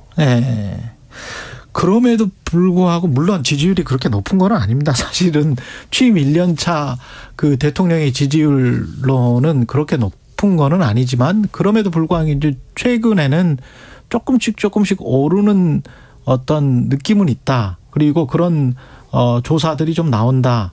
그런 게 결국은 지지층 결집이랄지 이렇게 완고한 어떤 태도, 특히 화물연대 파업과 관련해서는 그런 강경한 태도가 먹힌 것 아닌가. 정치권에서는 그렇게 이제 분석을 하는 분들도 있던데. 일시적으로 그런 등락은 있을 수 있겠죠. 그러나 제 의견을 말씀드리면 저는 대통령과 정부가 이 한 치 앞을 알 수 없는 이 경제와 민생에 집중하지 않는 한 저는 궁극적으로 지지율은 오르지 않을 거라고 생각합니다. 궁극적으로는 오르지 않을 것이다. 정부와 대통령이 이 경제에 올인하고 있다는 신뢰를 주지 않는다면 지금처럼 중요한 문제들은 자꾸 방치되는 것 같고 검찰권은 엄청나게 난폭하게 남용하는 이런 어떤 정국에서 대통령의 지지율이 오를 수 있을까요? 저는 좀 부정적입니다.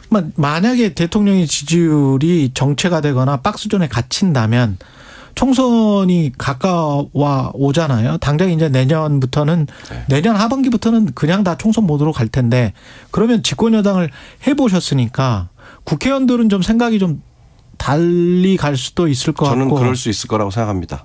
그렇게 되면 그게 정계 구도 개편 이건 나중에 이제 민주당과 관련해서도 여쭤봐야 되겠습니다만은 그런 거에도 영향을 미칠 수 있을까요?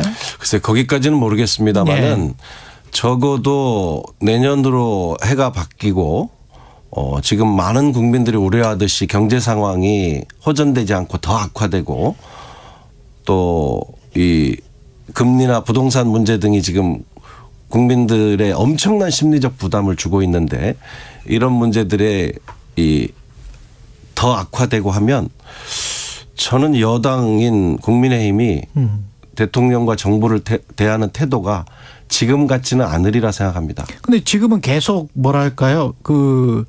조금 좀 여론이 불리한 상황들도 계속 이제 편을 드는 것 같은 그런 일들이 자주 목도가 되잖아요. 시점이 아직은 그런 것이겠죠. 네. 뭐 우리가 좀 이렇게 보면 국민의힘 내에서도 행안부 장관 정도는 정리하고 가지 않을까 하고 그런 목소리가 나왔었잖아요. 네. 근데 대통령이 계속 분향소에 같이 데리고 다니고 어깨 두드려주고 이래버리니까 다 쑥 들어갔지 않습니까? 대통령 의지가 워낙 분명한 걸 확인했기 때문에 지금은 물러서겠지만은 총선을 앞두고는 저는 사뭇 다른 광경이 펼쳐질 가능성이 높다고 생각합니다. 태세 전환이라고 할 수도 있을 것 같은데 그 태세 전환은 지지율과 상관이 있습니까? 그러면 또는 어떤 사건이나 사안, 뭐 당대표가 취임되고 나서 어떤 일이 벌어진달지 뭐 이런 것들과 관련이 있습니까? 글쎄요.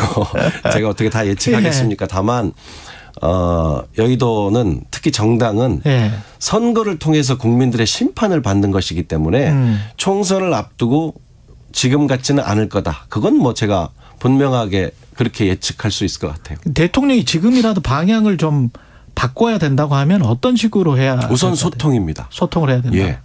완전히 국민들의 목소리에 귀를 닫은 느낌이에요. 예. 공감 능력이라는 게 보이지가 않아요. 예. 지금 이태원 참사 제가 아까 설명드렸습니다마는 이태원 참사 지금 수사를 하고 있지 않습니까? 어떤 국민이 이걸 받아들일 수 있습니까? 보세요. 이태원역에 무정차를 안 했다는 책임을 서울교통공사 동묘사업소장한테 묻고 있어요. 서울시장한테 물어야죠. 그리고 112 상황실장, 뭐 어디 정복과장, 공공안녕외사부장, 심지어는 이태원 파출소 팀장 이런 사람들을 지금 입건시키고 구속영장을 청구하고 있다고요. 어떻게 이게 받아들일 수가 있습니까? 근데 많이 동풍이에요. 저는 이 태도부터 빨리 바꿔야 한다고 생각합니다. 정치는 국민들이 있기 때문에 존재하는 거 아닙니까? 국민들의 목소리에 귀 기울이고 저는 이해하는 그 마음을 다가가려고 노력하는 게 제일 우선일 것 같고요. 그다음에는 역시 이 국정 운영의 우선순위 문제입니다. 경중 완급이 보이지가 않아요. 그냥 검찰만 그냥 동원해서 마구잡이로 막 사건을 벌이고 강경하게만 한단 말이죠. 우선순위의 문제, 국정의 우선순위. 그렇습니다. 무엇보다 경제죠. 경제인데 그 관련해서 대통령 지지율은 그 역대 대통령과 비교했을 때는 같은 시기 낮은 거는 사실인데 그러면 그 과실을 민주당이 따먹느냐? 그러면 민주당이 딱히 그런 것 같지도 않고 거기에는 당대표에 지금 사법 리스크가 있는 게 아니냐. 그래서 중도층이 완전히 민주당한테 마음을 줄 수도 없는 상황인 것 아니냐. 뭐 민주당 내에서도 사실은 약간의 불신이 있는 것 아니냐. 뭐 이런 여러 가지 이야기들을 할 수 있을 것 같은데요. 당원이시긴 하지만 좀 떨어져서 말씀을 좀 해 주시면. 제가 뭐 당원으로서의 저건 있습니다만 현재 당에 뭐 책임 있는 위치에 있지 않아서. 당직자는 아니시니까. 검찰이 문제 삼고 있는 내용들이 결국은 법정에서 밝혀지겠죠. 사실관계가. 그건 그거대로 겪어가야 될 문제인데요. 다만 그러는 경우에도 저는 검찰권 행사가 지나치게 선택적이고 난폭하다 생각합니다. 민주당사에 대한 반복된 압수수색이랄지 다른 사건들은 전부 미뤄두고 여기에 집중하는 이런 모습을 보인달지 저는 그런 태도들이 국민들에게는 이재명 대표가 탄압받고 있다는 인상을 주기에 충분하다고 생각합니다. 예. 검찰권 행사는 절제되어 있고 균형 있게 행사될 때 그것이 그 정당성을 가질 수 있다. 저는 그렇게 생각합니다. 근데 만약에 팩트의 무게가 하나 더 실리는 어떤 추 같은 게 하나 알 같은 게 구슬 같은 게 뚝 떨어져서 저울이 팍 기울었어요. 그래서 그게 이제 어떤 구속이랄지 기소랄지 이런 걸로 나오면 그때는 민심도 바뀌고 민주당 내에 그 당심도 바뀌고 그러지 않을까요? 뭐 만약을 가정하긴 한 것입니다. 만약을 가정해서 제가 예단하는 말씀을 드리긴 좀 적절치 않은 것 같습니다. 그래요. 뭐 호사가들 이야기일 수는 있겠습니다만은 뭐 국민의힘도 그렇지만 민주당도 분당의 가능성이 있다. 어떻게 보십니까? 민주당 오랫동안 그러지 않을 거라고 생각합니다. 그래요? 네. 안에서의 어떤 비상 상황이라면 비대위가 될까요? 아니면은 어떻게 새로 꾸릴 수 있을지 뭐 이런 것들도 다 가정입니까? 예, 지금은 뭐 좀 섣부른 논의라고 생각합니다. 섣부른 논의다. 예. 사안 자체의 명확한 팩트는 아직 안 나왔다. 김용 정진상과 관련해서 그렇게 이제 봐야죠. 네. 그렇게 봐야 된다. 누구도 뭐 피해갈 수는 없는 문제이기 때문에 예. 진행 과정을 좀 더 봐야 할 것 같습니다.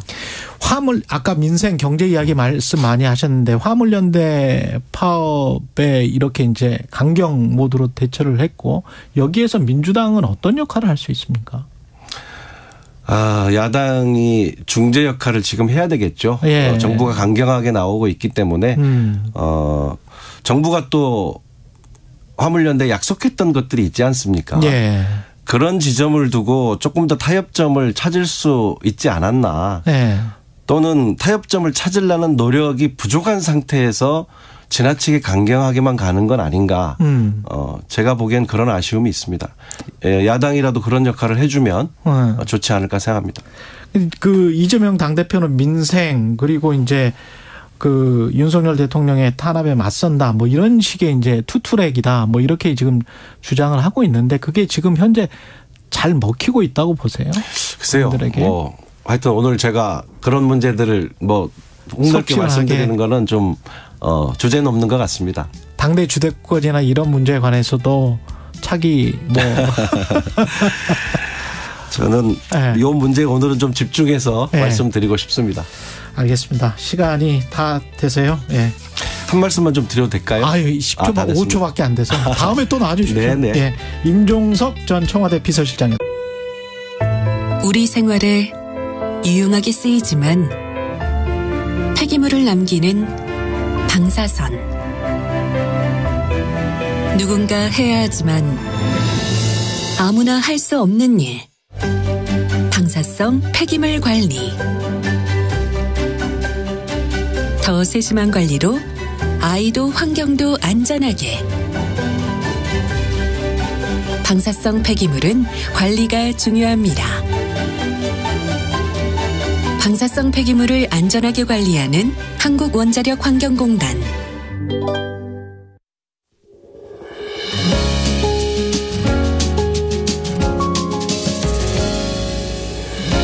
우리 가까운 곳에 어느새 흐르고 있었던 행복들 물결 따른 걸음마다 불빛 담은 행복마다 미소 짓던 우리 모습 물결 따라 물빛 따라 우리 곁에 K-워터.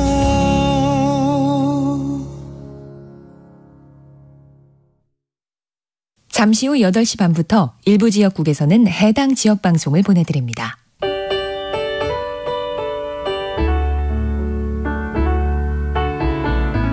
한 해를 또 자신의 인생을 되돌아보기 좋은 계절입니다. 여러분의 경제 스토리는 어떠셨나요? 파란만장 아시죠? 총 상금 6천만 원, 대한민국 경제 오디션에 여러분의 사연 보내주세요. 자세한 내용은 오후 4시 5분 홍사원의 경제쇼에서 확인해 주시기 바랍니다. 진행은 서툴지만 내용은 알찹니다. 진실의 편에서, 정의의 편에서, 약자의 편에서 뉴스를 전합니다. 주진우 라이브와 함께 더 많이, 더 오래 웃었으면 좋겠습니다. 매일 오후 5시 5분 KBS 1라디오 주진우 라이브. 지금 시각은 8시 30분입니다. KBS.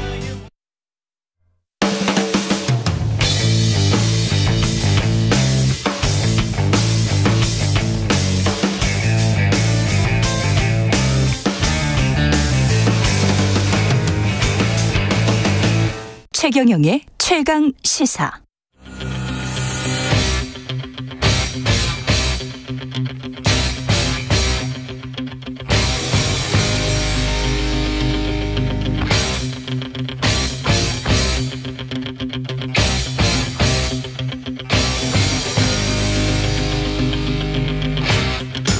네, 답답한 정치 이슈를 팍팍 때려보는 시간입니다. 정치펀치 정청래 민주당 최고위원 나오셨습니다. 안녕하십니까? 네, 여러분 안녕하십니까? 이 시대 참 졸린인 정청래입니다. 졸린이 어제 뭐 새벽 어제가 아니죠. 오늘 새벽 4시부터 보셨어요? 일본 거부터 보느라고. 일본 거부터 보셨어요? 잠을 지금 꼬박 새고 예. 건강상 이유로 방송을 안 나오려다가 예. 또 약속은 지켜야 되죠. 약속은 지키셔야죠. 2주에 한 번씩 나오시는 건데. 나왔습니다. 예. 일본도 뭐 졌더라고요. 뭐 당연한 것이지만. 네, 기분이 나쁘진 않더라고요. 예. 예. 기분이 뭐 좋지도 않고 나쁘지도 않고 예. 중립적입니다. 상황은. 아니 근데 PK를 그렇게 못 차요? 아니 잘했어요. 네. 골키퍼가 잘했어요. 예, 크로아티아. 골키퍼가 잘한 건가? 예, 네. 예. 일본도 뭐 잘했죠. 뭐 그 정도면. 예. 잘했습니다. 우리 대표팀도 잘했고. 우리는 뭐 전반전은 패했지만 후반전은 또 승리하지 않았습니까? 예, 그 정도면. 그 전후반을 같이 따지면 무승부를 기록한 거죠. 거기다가 그 정도 백승호 선수가 그 정도 거리에서 골을 넣었으면 그거는 5점 슛을 줘야 돼요. 5점 슛. 그래서 그러니까 5대 4로 이길 수도 있는 거. 4대 1이 아니라 그 같은 경우는 브라질이 뭐 넣은 것보다 훨씬 더 멋진 골이었잖아요. 예. 그렇습니다. 예. 골 점수로 매긴다면 뭐 4대 4 비긴 거 아니에요? 예. 거의 그렇습니다. 예. 정치 이슈 하겠습니다. 예. 근데 운칠기삼이라고 우리가 좀 운이 없었어요. 예. 그것도 PK도 우리가 먹는 게 아닌데. 예, 약간 좀 이상했고. 무의식적으로 한 건데. 그렇죠. 예, 약간 페널티킥을 주고. 예. 예. 그 취임 100일 아쉽습니다. 예, 취임 100일 이야기 하셔야 돼요 지금. 어제 예. 네. 축구 얘기만 하면 안 됩니까? 좀 불리하시면 좀 말씀을 안 하시려고 그래요. 불리할 거 하나도 없어요. 예, 불리할 거 하나도 없어요. 네. 이 100일 기자회견을 안 한 게 민주당 대표가 안 한 게 지금 7년 만이라는데요. 그러니까 숫자에 뭐 이렇게 연연하죠. 99일이나 100일이나 101일이나 그 뭐 그렇게 중요해요. 아니 그래도 저 언론은 이 숫자에 연연하고 좋아합니다. 아니 저는 그냥 나이는 숫자에 불과하듯이 저도 사실은 전날까지 몰랐어요. 저도 같이 취임 100일 아닙니까? 그렇죠. 그렇죠. 근데 아침에 비공개 최고위원을 하는데 이재명 대표도 잘 모르고 있었더라고요. 100일인지. 이게 크게 의미부여를 하지 않은 거예요. 알았다. 네. 근데 이제 사실은 공식적인 기자 간담회 그러니까 기자들이 질의하고 응답하고 뭐 이런 것들을 100일 동안 한 번도 안 가져왔다. 관련해서는 아니, 왜 한 번도 안 가졌습니까? 네. 한 번. 필요할 때마다 특별 기자회견하고 막 했지 않습니까? 기자들이 질의하고 응답하는 공식 그 기자 당대표실에서 한 적이 있어요. 아 그래요? 그럼요. 브리핑 정도 아니에요? 아니, 브리핑이 아니라 특별 정색하고 정식 기자회견 한 적이 있습니다. 그래서 필요하면 하는 거고 안 필요하면 안 하는 거고. 아니 그리고 무슨 언론은 안 치네. 이재명 당대표가 무슨 뭐 도어 스태핑 하는 것도 아니고 뭐 굳이 이렇게 윤석열 대통령 따라갈 필요가 없는 거죠. 예. 아니, 그리고 제 예측에는 100일 날 안 했다고 그러는데 뭐 130일 날 할 수도 있지 않습니까? 그래요. 1월 4일이더라고요. 1월 4일. 네. 예. 이게 혹시 이른바 언론에서 이야기하는 사법 리스크와 관련이 있습니까? 그런 게 아니고 우리는 뭐 윤석열 따라하지 않겠다. 뭐 윤석열 따라하지 않겠다. 뭐. 아니 그리고 필요하면 이제 하는 거지. 뭐 크게 의부여하지 마세요. 아까 임종석 실장님은 보니까 이제 그 정치 모드라기보다는 전 비서실장으로서 쭉 이야기를 해 주셨는데 정청래 최고위원님은 그래도 이제 이 상황은 좀 정리를 해 주셔야 될 것 같아요. 김용과 정진상이 지금 계속 일종의 이제 계류가 돼 있고 있는 상황이잖아요. 이게 네. 민주당의 앞날과 현재 어떻게 보십니까? 아니 뭐 기분 좋은 상황은 아닌데 네. 연좌제 폐지된 지도 오래됐잖아요.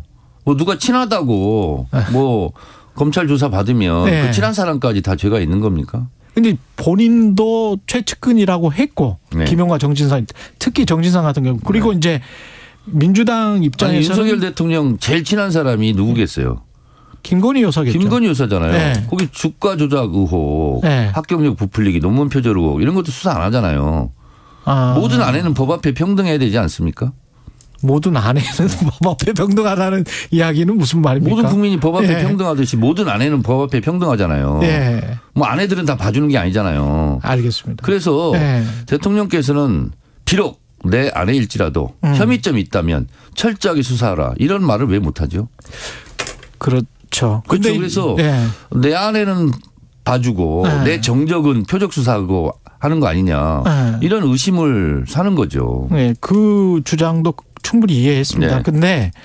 그 민주당 안에 지금 사정도 정리는 하긴 해야 될 것 같은데 그게 이제 어떻게 보세요? 민주당은 네. 뭐 안에 정리할 게 없어요. 아니 만약에 정진상 실장과 관련해서 뭐 아니, 그분들이 당직에 임명된 적도 얼마 되지도 않고 네. 민주당 안에서 네. 활동하는 사람들도 아니고 그러면 이재명 지도부는 지금 똘똘 뭉쳐 있고 뭘 정리한다는 거예요? 이재명 당대표의 그 리스크가 분명히 있는 거는 사실이지만 만약에 제가 봤을 때는 네. 김건희 리스크가 더 큰 거 아닌가요, 사실?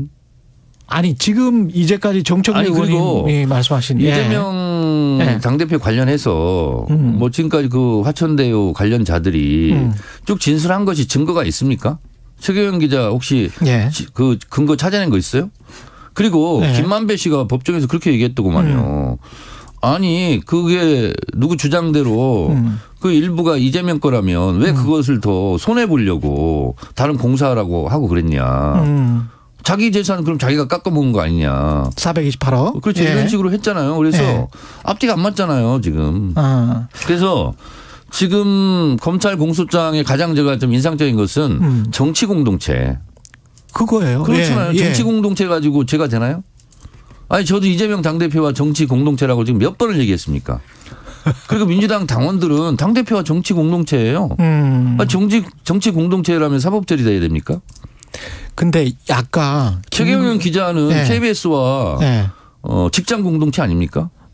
예, 그렇죠. 그럼 KBS 네. 누가 어디 가서 검찰 조사를 받고 있다 그러면 최경영 기자한테 자꾸 마이크 들이대면서 당신은 무슨 죄가 있는지 죄가 없다면 없다는 걸 입증해라. 저는 사장이 아니니까. 어쨌든 최경영 기자 그러면 얼마나 억울하겠어요.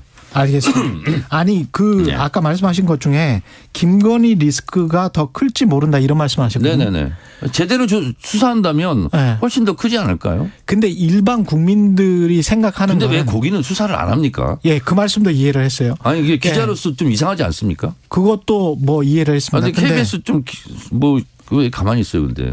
공정하지 않은 세상이잖아요. KBS요? 공정한 세상을 꿈꾸는 게 KBS 아닙니까? 알겠습니다. 예, 근데 네. 김건희 리스크가 더 클지 모른다 그 말씀을 하셨는데 검찰이 김건희 여사와 관련해서는 기소를 안 하고 이재명 당대표 관련해서는 기소할지 모른다라는 선거법은 이미 뭐 느낌, 기억, 주장을 예. 가지고 기소를 했죠. 예. 그래서 제가 차라리 그러면 공기를 탄압하고 흔들리는 갈대를 구속하라. 그렇게 말씀을 하시죠. 이렇게 얘기를 한 적도 있지 않습니까? 네, 예.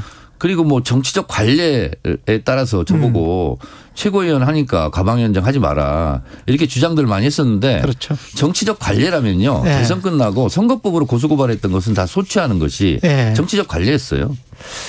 과방위 관련해서는 지금 이따 물어보세요. 그럼. 지금 이따 물어볼까요? 지금 물어보세요. 그러면. 지금 여쭤볼게요. 네네. 왜냐하면 뭐 시간이 네. 한 7, 8분밖에 안 남아서 그다음에 이제 네. 관저 정치를 좀 여쭤볼게요. 네. 지금 대치하고 있는데 이게 그대로 통과가 되면은 분명히 거부권을 행사하지 않을까요? 대통령이? 이제 과방위에서 네. 방송개혁법을 통과시켰죠. 방송은 방송인에게 돌려줘라. 네. 진료는 의사에게, 약은 약사에게 하는 것처럼 방송은 방송인에게 돌려주라. 예. 왜 자꾸 정치권이 개입하려고 그러냐. 그리고 여당 추천 이사가 항상 과반 이상을 차지하기 때문에 여당 측 인사가 사장이 되는 거 아니냐. 그러면 방송에 중립성이 없다. 그래서 방송의 신뢰를 잃고 의심받고 그러다 보니까 시청률도 안 나오고 KBS 같은 경우는 수신료도 올리기가 어렵지 않습니까? 예. 그런 모든 문제를 해결하기 위해서 그러면 정치인들의 입김, 정치인의 발언에 들려는 방송자격 음모를 이번에 그 고리를 끊어내자. 그래서 이사를 21명을 했어요. 그리고 정치권 추천 인사는 5명밖에 없어요. 예. 그리고 사장 후보 국민추천위원회. 전 국민들을 지원하게 해서 100명을 랜덤으로 뽑는 거예요. 지역별, 성별, 연령별로 비율에 맞춰서. 거기에 응모를 하는 거예요. KBS 사장이. 그래서 예를 들어 10명이 응시했다. 예. 그러면 그중에서 수기 민주주의 공론화 과정처럼 3명을 뽑아 올리는 거예요. 그 이사회에. 그럼 이사회에서 3분의 2 이상 득표를 한 사람이 사장으로 추천이 되는 거예요. 그 권성동 의원은 그렇게 정치권 인사가 아닌 다른 뭐 학계 인사까지 다 포함해서 뭐 민노총 또는 뭐 그래서 언론 노조 민노총 소속인 언론 노조는 뺐습니다. 그래서 미현시 이거 외워두세요. 예. 미디어 관련 학회 6명. 예. 그리고 현업 종사자들 방송기자협회, 방송PD연합회, 방송기술인협회 여기에서 2명씩 6명. 시청자위원회 4명. 그리고 국회 추천목 5명. 이렇게 되는 거예요. 뭐가 민주노총이라는 얘기예요. 그 권성동 의원은 그쪽도 그 진보에 의해서 장악이 됐기 때문에 아니 그럼 뭐 미디어 관련 학회라는 게 방송 네. 뭐 언론 네. 학회 뭐 이런 교수님들이에요. 그분들이 민주노총 소속입니까? 시청자위원회가 민주노총 소속이에요? 예. 그렇지 않습니까? 시점과 관련해서는 여당일 때는 관련 법안에 대해서 미온적이다가 야당이 되니까 왜 이렇게 나오느냐. 자기 발등 찍는 얘기인데요. 예. 저부터도 21대 저희가 집권 여당일 때 방송법을 냈고요. 다른 안도 다. 예. 그런데 그걸 법안 소위에서 그 논의를 해야 되지 않습니까? 그런데 법안 2소위 과방위는 2개가 있어요. 1소위, 2소위. 예. 2소위가 방송통신 분야거든요. 그런데 국민의힘 측이 맡아가지고 문개고 안 한 거예요. 예. 본인들이 소위를 안 열고 그 방송법 토론을 안 한 거예요. 지금 어디다 대고 그런 얘기를 합니까? 관저정치 이야기에서 관저정치. 네, 그리고 예. 가방위를 통과했지 않습니까? 법사위로 예. 가요. 그럼 김도 뭐 법사위원장이 상정을 안 하겠죠. 예. 그럼 다시 60일 되면 제가 가방위원장으로 가방위를 다시 가져옵니다. 그리고 5분의 3 표결을 해요. 5분의 3 동의를 얻으면 국회 본회의로 부의가 됩니다. 본회의로 부의가 되고. 그렇죠. 그건 법사위 통과한 거랑 똑같아요. 시간의 문제일 뿐이다. 60일 후부터 가능합니다. 제가 누굽니까? 예. 가방위원장입니다. 예. 정청래 의원이시죠. 네. 네. 예. 대통령 지지율은 화물연대에 대한 그 강경 대응 때문인지 모르겠습니다만. 저는 그렇게 생각하지 않고요. 네. 월드컵 반짝 효과라고 생각합니다. 월드컵 반짝 효과. 그리고 40%도 안 넘었는데 뭘 그걸 누가 자랑합니까 그걸? 네. 문재인 대통령은 40% 이하로 내려간 적이 몇 번 없어요. 지금 여기는 지금 40% 위로 올라간 적이 있었습니까? 그 처음에 초기에. 그건 뭐 조금 예, 초기에 한 50% 정도 된 가지고 예. 뭘 그걸 가지고 뉴스에서 이렇게 많이 다루는지 기자들도 참 그렇게 하면 안 돼요. 예, 공정하지 않다. 예. 예. 관저 정치 얘기하죠. 예. 관저 정치는 지금 이게 누구를 낙점하는 과정인가요? 지금 그런데 예. 낙점하는 과정입니까? 모든 지금? 부분에 예. 위기고 참사고 국민들은 못 살겠다고 지금 이 난리인데 예. 그 관저 정치 하는 게 맞습니까? 일단은 했어요. 해버렸어. 관저 정치 하는 게 맞냐고요. 저한테 물어보지 마세요. 자꾸. 그래서 옛날 춘향전에 보잖아요. 이몽룡이 변사또 앞에서 읽었던 시가 생각나요. 금준 미주는 천인혈이요. 옥반가요 만성고라. 총루낚시 민누락이다.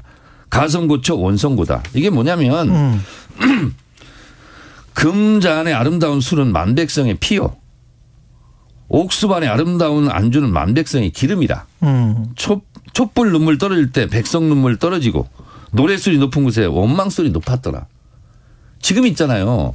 관저에서 만찬 즐길 때냐고요 지금. 이거는 확실히 준비해 갖고 오셨구나. 이건 준비해서 써왔어요. 예. 그리고 화물연대 파업에 대해서 북핵과 마찬가지다.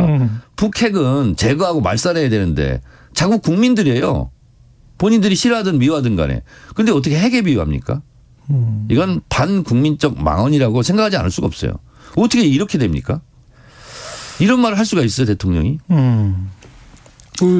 지금 불감스럽습니다. 국회 현안 관련해서는 어떻게 보세요? 그 이상민 장관 관련해서도 그렇고 저희는 이미 해임안을 내놨고 그리고 해임안 처리가 여부와 관계없이 이제 탄핵까지 가겠다. 이런 거고요. 그것과 예산안은 어떻게 되는 거예요? 예산안은 예산안이고 탄핵안은 탄핵안이죠. 그리고 이상민 장관 있잖아요. 예를 들면 삼풍백화점이라든가 서해 페리오라든가 주무장관 책임지고 다 대부분 사퇴하고 사과하고 다 하지 않았습니까? 그런데 이렇게 국민들이 원하고 유가족들도 지금 원하지 않습니까? 12구 이태원 참사 유가족들이. 그런데 이상민 장관을 파면하지 않고 계속 안고 간다? 그럼 폭탄 안고 가는 거하고 비슷하지 않을까요? 그리고 우리는 요구하고 유가족들도 원하고 국민들도 원하는데 파면하지 않고 사퇴시키지 않고 간다면 커다란 관역이 있는 거죠. 커다란 관역이 뭐죠? 국민의 원성의 대상. 원성의 화살을 쏘는 관역이 되는 거잖아요. 근데 굳이 이렇게 안고 가는 이유는 지지율 하락에도 분명히 영향을 줄 텐데. 저는 정치 경험이 없어서 그런 것 같아요. 단지? 네. 그리고 관저에 가서 뭐 주호영 원내대표도 갔다 온 것 같은데 성이 안 찬다. 전대 후보 같은 경우. 그런데 이제 사랑이 눈물의 씨앗이라면 국민의힘의 전대는 분열의 씨앗이 될 것 같습니다. 분열의 씨앗이 지금 벌써 누구는 된다 안 된다 그러니까 성이 안 찬다 그러니까 또 누구는 원내대표가 성이 안 찬다 그러고 그래서 제가 봤을 때는 성이 안 차는 게 아니라 국민의힘 내부 이런 계파 저런 계파끼리 성이 안 차는 게 아니라 성을 많이 낼 것 같습니다. 그래도 윤석열 대통령이 여전히 그립을 잡고 있는 상황 아닌가요?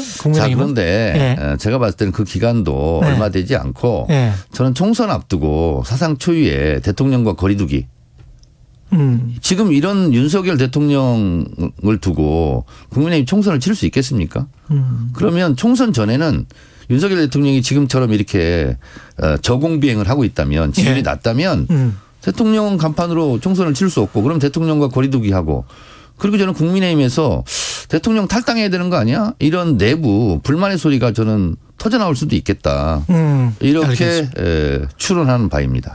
끝내기 전에 이 말씀 꼭 드려야 되네요. 윤석열 대통령 지지율 관련해서는 미디어 트리뷴 의뢰로 리얼미터 11월 28일부터 12월 2일까지 조사한 결과를 말씀드린 거고요. 38.9%. 자세한 사항은 중앙선거 여론조사심의 홈페이지를 참조하시면 됩니다. 정치펀치 민주당 정청래 의원이었습니다. 고맙습니다. 벌써 끝났습니까?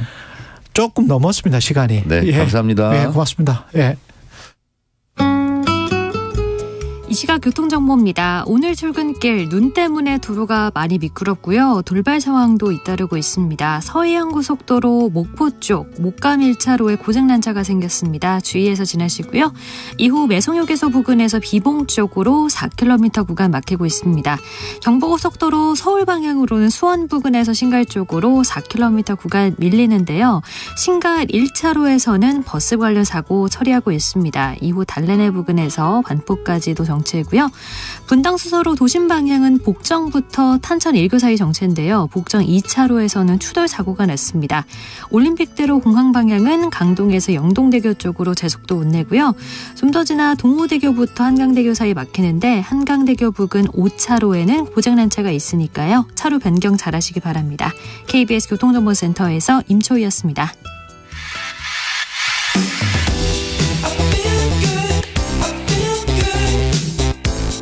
세상에 이익이 되는 방송 최경영의 최강시사. 중요한 건 꺾이지 않는 마음. 우리 선수들 이번 월드컵 치르는 동안 선제골 허락하고도 불굴의 투지로 멋진 플레이를 많이 보여줬습니다. 브라질 앞에서 그 도전이 멈췄습니다. 김재성 KBS 라디오 해설위원 연결하겠습니다. 안녕하세요. 네, 안녕하십니까. 경기 한 줄 평 부탁드립니다. 네, 후회 없이 싸워왔고 하지만 결과는 굉장히 아쉬웠다라고 이야기를 하고 싶고 뭐 순간순간을 짚어보면 이렇게까지 사실 벌어질 스코어는 아니었는데 4대 1이라는 최종 스코어는 굉장히 좀 아쉬움이 있는 스코어인 것 같습니다. 확실히 브라질 같은 강팀이랑 싸울 때는 초반에 실점을 빨리 허용하느냐 마느냐 이게 굉장히 중요한 것 같아요. 그렇죠. 특히 토너먼트 상황에서 한 골을 실점하게 되면 계속 이득점을 해야 되기 때문에 공격적으로 나가야 되는 부분들이 있지 않습니까? 그런 상황에서 계속해서 추가 실점을 하다 보니까 굉장히 어렵게 경기 운영을 했던 것 같습니다. 전반 6분에 바로 실점을 하고 그 다음에 그 페널티킥 같은 경우는 어떻게 보셨어요? 저희 그쵸. 우리 입장에서는 굉장히 좀 아쉬운 그렇죠. 장면이지만 주심은 사실 옳은 판단을 했다라고 생각이 듭니다. 정우영 선수는 사실 뒤에 있는 브라질 선수를 보지 못했거든요. 하지만 박스 안에서 공격수에게 유리한 판정을 했다라고 생각이 듭니다. 예. 그리고 그 장면도 참 아쉬웠긴 했는데 다른 아쉬웠던 순간들은 뭐가 있을까요? 뭐 세 번째 골 같은 경우도 박스 안쪽에 우리 수비수자가 굉장히 많이 있었고 하지만 패스 플레이가 굉장히 좋은 어떤 상황이었고 볼 쪽에 시선이 쏠리는 순간 패스가 히샬리송 선수에게 연결이 됐거든요. 예. 그러면서 득점에 성공을 했는데 뭐 우리 선수들이 많이 있긴 했지만 어떤 패스의 템포 그리고 정확성 모든 면에서 뛰어난 박스 안쪽에서 또 콤비네이션 플레이를 보여줬던 브라질 팀이었습니다. 우리 선수들 같은 경우는 몸 컨디션이 어떻게 보셨어요? 브라질전에서? 사실 실점 후에 스코어를 따라가기 위해서 계속해서 공격하는 장면들이 보였지만 사실 연이어서 또 추가 실점들이 나오고 사실 정신적인 면에서 패닉 상태가 왔다라고 저는 생각이 들거든요. 그렇죠, 그러면서 그렇죠. 네, 잦은 실수나 어떤 상대보다 느린 판단이 나온 부분에서 저는 체력적인 부분보다는 정신적인 부분이 좀 크게 작용한 경기라고 생각이 듭니다. 그 브라질전 4골을 허락하긴 했습니다만은 키퍼가 김성규 키퍼가 잘한 거죠? 그 정도면. 그렇죠. 저는 조별 예선 사실 3차전에서도 많은 선방을 보여줬고 또 특히 빌드업 상황에서 최종 수비수의 역할까지도 해주면서 볼 소유를 하는데 큰 역할을 해줬거든요. 어떻게 보면 벤투 감독에게 가장 좀 적합한 그런 골키퍼의 모습을 이번 경기에서 보여줬습니다. 우리 전반적으로 봤을 때 이번 카타르 월드컵에서 우리 선수들의 경기력 어떻게 평가하십니까? 저는 일단 4년 동안 벤투가 팀을 맡으면서 어떤 축구를 하겠다라는 부분들을 확실하게 보여준 대회였고 사실 4년이라는 시간 동안에 많은 이야기들이 있었지만 굽히지 않고 본인의 철학대로 계속해서 팀을 끌고 왔었거든요. 예. 사실 이런 벤투의 시스템과 프로세서가 결국 결과를 만들어냈다라고 생각이 들고 이런 좋은 축구를 또 하기 위해서 선수들이 가지고 있는 생각들, 어떤 믿음들 이런 부분들도 종합적으로 좋은 작용을 했기 때문에 굉장히 좋은 경기력으로 경기를 치러왔다라고 생각이 듭니다. 지금 벤투 감독은 재계약 안 하겠다고 이미 보도가 나왔더라고요. 그죠? 네, 저도 봤습니다. 예, 그러면 한국 축구는 어떻게 해야 될까요? 지금 현재는 빌드업 이야기, 많은 논란은 있었습니다만은 사실은 원래 제일 필요했던 그런 정교한 패스, 이런 것들은 우리가 늘 아쉬웠던 점들이었는데 이게 차근차근 앞으로 월드컵에서도 보강이 되겠습니까? 저는 충분히 보강이 될 수 있다라고 생각을 했고 사실 이번 대회에서 대한민국이 그전에 보여주지 못했던 어떤 점유율 축구도 확실하게 보여줬고 또 상대를 압도하면서 우리가 주도적으로 경기를 운영하는 모습들도 굉장히 많이 보여줬거든요. 네. 이 후임 감독이 정해지게 된다라고 하면 또 그 후임 감독의 시스템과 저는 프로세서가 굉장히 중요할 것 같고 어떤 축구를 할 것인가 또 어떻게 선수들을 구성할 것인가 이런 부분들이 정확한 어떤 철학이 가지고 있는 감독이 정해진다라고 하면 또 조금 더 업그레이드된 어떤 한국 축구를 저는 볼 수 있다라고 생각이 들거든요. 그래서 이번 대회를 통해서 그런 가능성도 확인해 볼 수 있어서 굉장히 좋았던 대회였습니다. 결국은 손흥민이나 이강인 선수 같은 경우에를 보면은 어렸을 때 유소년 때 외국에서 축구를 배운 선수들과 좀 다르지 않습니까? 뭔가 우리 그 유소년 축구 시스템을 혁신할 수 있는 방법 같은 게 없을까요? 일단 저희 지금 K리그에도 22세 규정을 만들어서 어린 친구들이 경기에 나갈 수 있는 상황을 많이 만들어주고 있거든요. 예. 그러면서 오형규 선수라든지 또 조기성 선수라든지 그다음에 이상민 선수라든지 이런 좋은 가능성이 있는 선수들이 저희도 많이 보유를 하고 있는 건 사실이기 때문에 저는 어떻게 하면 이 선수들을 조금 더 성인 무대에서 경쟁력을 가지고 경기할 수 있게 만들어줄까가 굉장히 중요할 것 같습니다. 물론 어린 나이에 외국을 나가서 좋은 환경 속에서 축구를 하게 되면 그보다 또 뭐 한국에서 축구하는 것보다 또 좋은 부분들을 발견할 수 있고 적용할 수 있겠지만 저는 한국 이 시스템도 저는 크게 나쁘지는 않다라고 생각을 하기 때문에 예. 저희가 가지고 있는 자원 안에서 이 선수를 어떻게 활용하고 발전시킬지 이 고민이 필요한 것 같습니다. 이게 8강 진출은 무산됐지만 월드컵 뭐 계속 할 거고 축구 좋아하시는 분들은 누가 우승할까도 굉장히 궁금할 텐데 김재성 축구 해설위원은 어떻게 보십니까? 누구가 어떤 팀이 우승할 것 같아요? 저는 저희 16강 상대를 해본 브라질이 사실 공격이 굉장히 좋은 팀이라고 모두도 알고 있지만 사실 브라질은 수비가 굉장히 탄탄한 팀이거든요. 사실 조별 예선에서도 3경기에서 1실점밖에 하지 않았고 또 16강에서 1실점을 하면서 최소 실점으로 지금 월드컵을 치르고 있는 상황에서 수비가 좋아야 좋은 성적을 낼 수 있고 우승을 할 수 있다라는 어떤 이야기가 축구 쪽에서는 계속 나오고 있는데 이렇게 좋은 수비를 가지고 있는 브라질이 이번 대회에서 좋은 결과를 내지 않을까 그렇게 예상을 해봅니다. 음바페가 있는 뭐 프랑스랄지 영국이랄지 잉글랜드랄지 뭐 이쪽은 어떻게 보세요? 그쪽도 저는 굉장히 흥미롭게 보고 있고 특히 말씀하신 프랑스도 음바페 선수도 지금 전성기에 다다랐고 지금 좋은 모습을 보이고 있고 또 그 일본하고 크로아티아의 경기도 봤을 때 또 크로아티아도 경기력적인 부분은 지금 굉장히 좋은 상황을 계속해서 유지하고 있으니까 이런 부분도 축구를 좋아하시는 팬들은 굉장히 흥미로운 부분일 것 같습니다. 예, 여기까지 듣겠습니다. 김재성 해설위원이었습니다. 고맙습니다. 네, 고맙습니다. 예, 전국의 드리머스 흘러나오고 있습니다. 카타르 월드컵 공식 주제가죠. 예, 박지수님 넘어지면 일어나고 깨지면 묻고 쓰고 나오는 선수들인데 졌다고 그것이 어떻습니까? 그것도 세계 최강에 졌는데 포기하지 않고 잘 싸워서 더 좋았습니다. 이정옥님 우리 태국 전사들 덕분에 행복했습니다. 나그맨님 우리나라 축구대표팀 모두들 사랑합니다. 강오키님 축구 때문에 그동안 행복했는데 또 무슨 뉴스가 TV로 도배될까요? 우리 선수들 너무 자랑스럽습니다. 예, 12월 6일이죠. 예, KBS 1라디오 최경영의 최강시사였습니다. 고맙습니다.